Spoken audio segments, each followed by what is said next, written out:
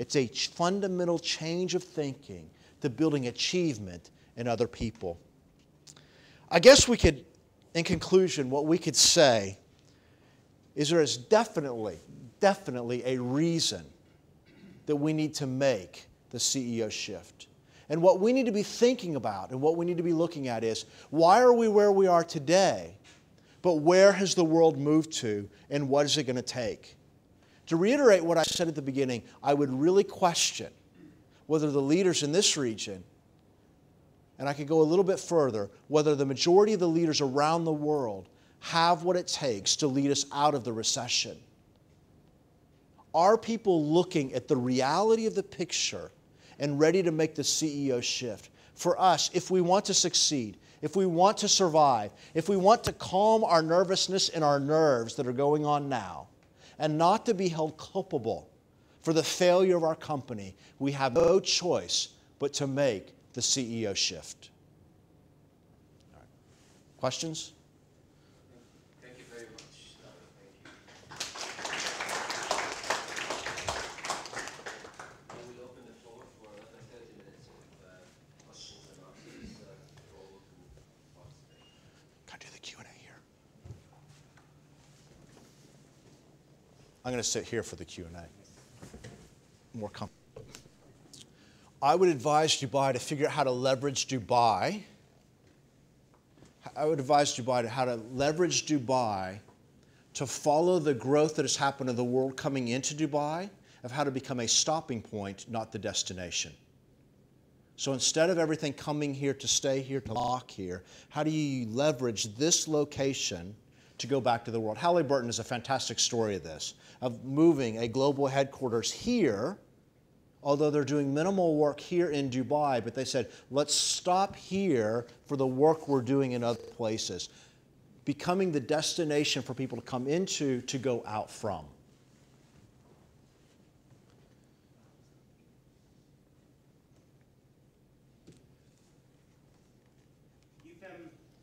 Hi, Tommy. Very good, thank you. Albert Tonks from Magic Albertine. You've presented this case now to many CEOs, thousands of CEOs around the world. What would you say is the most significant reaction from these guys? It's mixed into two categories: the people with gray hair and the people without gray hair. Mm-hmm. Okay? The majority of the CEOs that have heard it with gray hair look at it with skepticism, not wanting to believe it, and hoping they can retire before it's a reality. And I'm talking about going all the way from Peru, through South America, through North America, through Europe, down through the region, okay? So this is a broad spread of people, a broad spread of CEOs that I've sat with and we've talked about it, and you can clearly see in their eye, they're going, please God, let me retire before this really happens. Because as you age, you don't want to put the effort in as much as you wanted to before. The younger crowd looks at it and says, we don't have a choice. And they kind of, there's a truth in this picture, okay? When we wake up in the morning, we're relatively slow. Is that fair? For a lot of us, until we've had that cup of coffee, we don't move well. Okay, so we wake up in the morning and we're trying to get like our eyes cleared and we're trying to move out. And this young crowd, I think that they get that's where the world is right now. It hasn't had its coffee yet. And their fear is the day that India, China, the day that South America, the day that Africa, the day that the Middle East actually has its cup of coffee, especially if it's Turkish coffee, they're recognizing that we could be in real trouble real fast. And they're begging their companies to make changes. I had somebody say to me not long ago, they said, if I grow, this was actually June of last year, so it's just before the recession. They said, if I grow at the rate that my company is asking me to grow at, I will be growing at half the rate of the country I live in. And they were clearly making the point, my company doesn't get the picture. And I guess if I had to summarize it, the reaction would be, I don't think they really get it.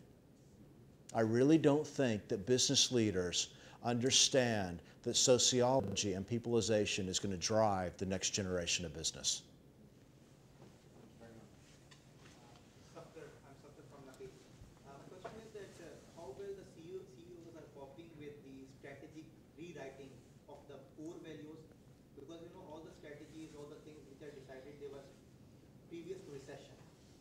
recession, all the strategic values, core business values, they have to be rewritten. They have to be realigned. How well these, because apart from these realignment, nothing is going to work. How have you seen such things happening basically? Okay. One of the things that we do is we advise corporations on their strategies. And one of the issues we've obviously been dealing with is we came in, we had this strategy in place since 2004, we were achieving our targets. Here we are today, things were pushed in on us. What do we do now? Okay. Our natural answer to that is a couple-fold. Number one, you need to look at the environment, but don't look down.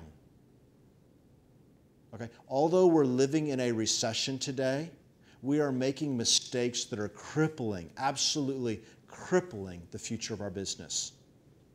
We're looking at very short-term measures. We're looking at how do we return profit in this quarter, not how do we grow into the long run.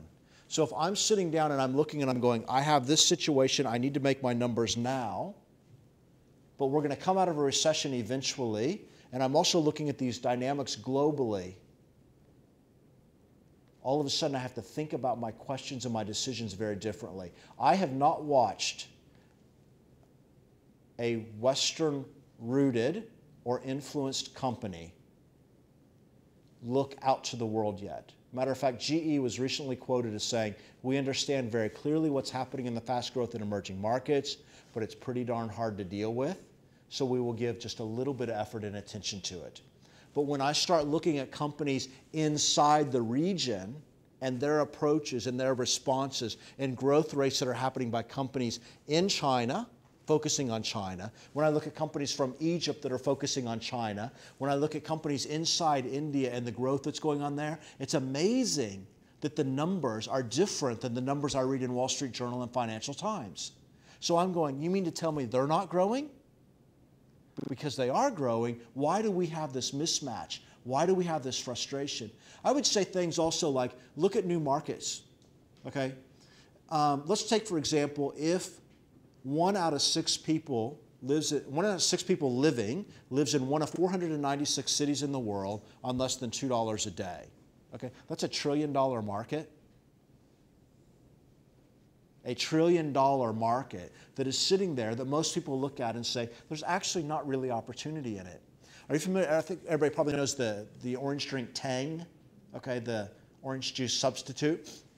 They have figured out that buying a jar of Tang when you have a salary of $2 a day, to buy the whole jar is fairly expensive. So what they have done is they sell it now in straws, okay, that they can stick in any source of liquid and drink from it, okay? Procter & Gamble has figured out that basically it would take you 1 week's salary to buy a box of Ariel detergent. How many of you would buy a box of Ariel detergent for 1 week of salary? So they're going, we can't sell it to that group of people, yet that group of people actually should wash their clothes. We want them to wash their clothes. So they sell single reusable sachets of laundry detergent. They are beginning to look and to break these markets down and to say, let's address it from a different perspective. The cell phone growth in the emerging markets is 89% of the cell phone growth that's happening today is in the emerging markets. If you look at BT grew by 1% in 2008, they grew by 15% in Europe, and they grew by 120% in the emerging markets. You start looking at it and you start figuring, it's different.